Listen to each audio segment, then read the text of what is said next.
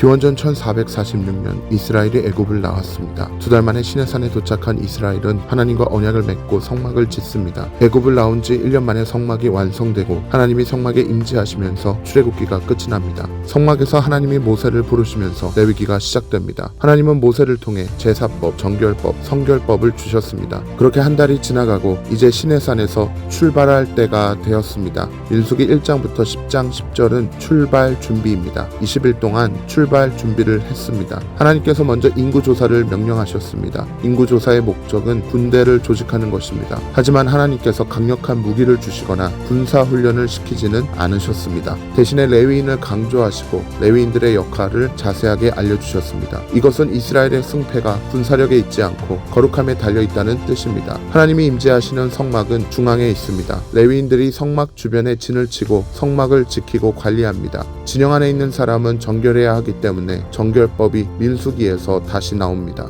이스라엘은 구름이 떠오르면 행진하고 구름이 멈추면 행진을 멈추게 됩니다. 민수기 10장 11절부터 21장은 광야입니다. 드디어 준비를 마치고 가나안 땅을 향해 출발했습니다. 시내산에서 가나안 땅은 보름이면 갈 수 있는 거리입니다. 하지만 이스라엘 백성은 광야에서 38년의 시간을 보내야 했습니다. 가데스 바네아에서 12명의 정탐꾼을 보냈는데 10명이 부정적인 보고를 했고 그 말을 들은 이스라엘 백성이 밤새 통곡하며 차라리 광야에서 죽는 것이 좋겠다고 말했습니다. 하나님은 그들이 말한 그대로 그들이 모두 광야에서 죽게 하셨습니다. 광야를 걷는 동안에 이스라엘 백성은 끊임없이 불평하고 원망했습니다. 하나님이 주시는 만나를 지겨워하고 애굽의 음식을 그리워했습니다. 미리암과 아론은 모세를 비난했고 레위 지파는 모세와 아론의 리더십에 도전했습니다.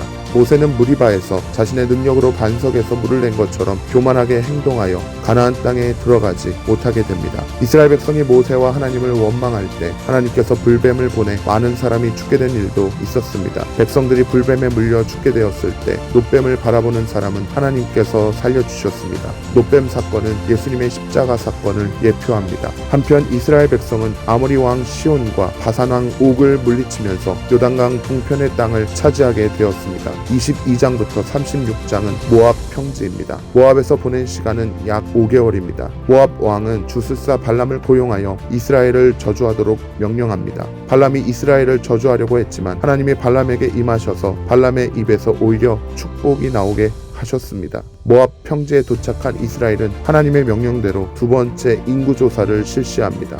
갈렙과 여호수아를 제외하고 출애굽 1세대가 다 죽었습니다. 두 번째 인구조사는 출애굽 2세대를 대상으로 실시하는 인구조사입니다. 양식도 물도 구할 수 없는 광야에서 이스라엘이 40년이나 지냈고 출애굽 1세대가 다 죽었지만 전체 인구는 겨우 1820명이 줄었습니다. 이것은 하나님의 은혜입니다.